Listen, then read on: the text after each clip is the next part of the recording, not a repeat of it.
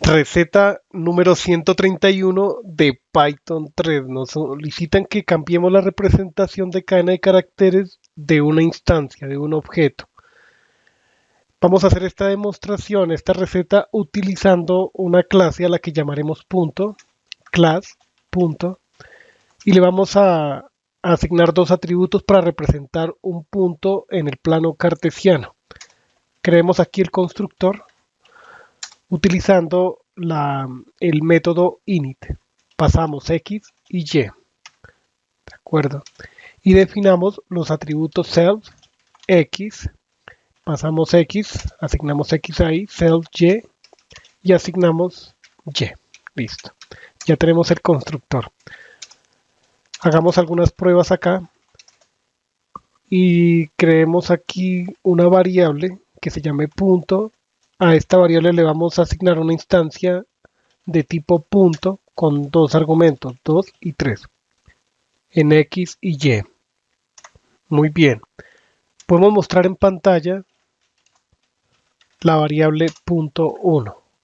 Ejecutamos Shift F10 y nos muestra esta representación estándar para objetos en Python. Nos dice la locación en memoria, de qué tipo es y en qué módulo está localizada esa clase. Muy bien. Este es el nombre de la clase punto. Nosotros en Python podemos utilizar sobrecargar dos métodos, el método rep y el método str. Estos métodos permiten crear una representación de código de la instancia y también una representación en cadena de caracteres de un objeto. Entonces, sobreescribamos el método rep de representación rpr. Ok, entonces nosotros en esta parte podemos hacer un retorno que va a consistir en lo siguiente: el nombre de la clase, ¿sí? Abrimos paréntesis, volvemos a cerrar y dentro vamos a escribir lo siguiente.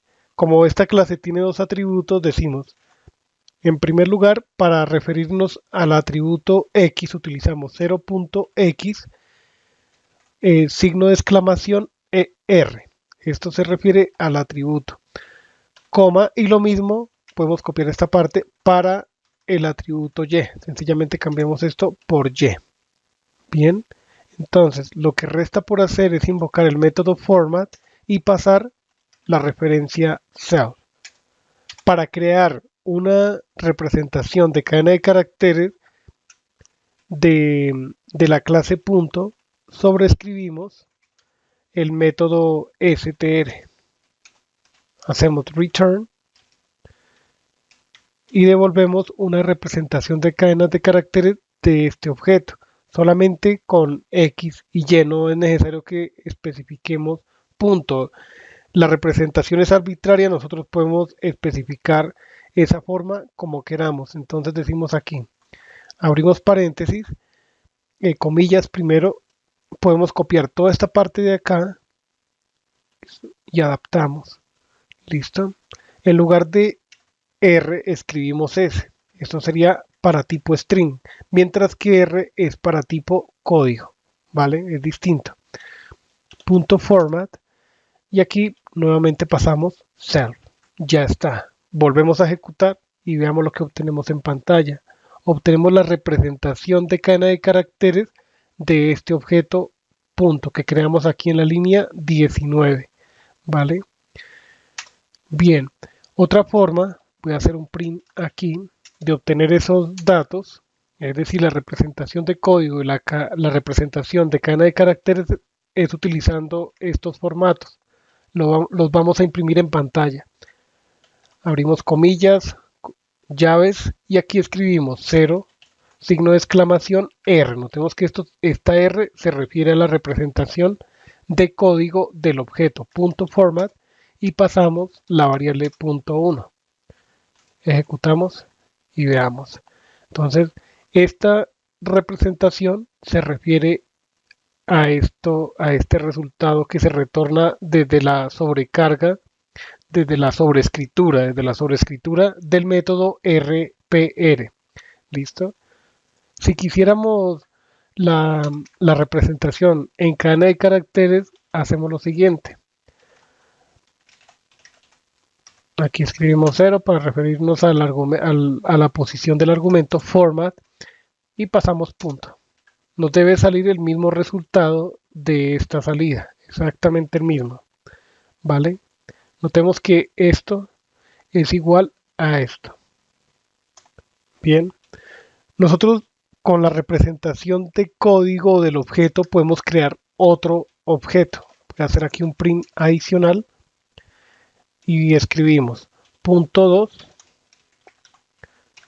2 y le asignamos el resultado de invocar la función eval de evaluation y pasamos como argumento la invocación del método RPR, que es una función incorporada de Python, y aquí sencillamente pasamos punto 1.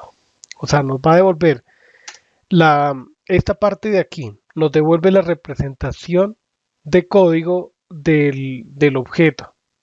Entonces, como tenemos la representación de código del objeto punto, podemos hacer una evaluación y crear una instancia nueva a partir de esa representación. Entonces nosotros podemos decir aquí, imprimir en pantalla el contenido de punto 2. Listo.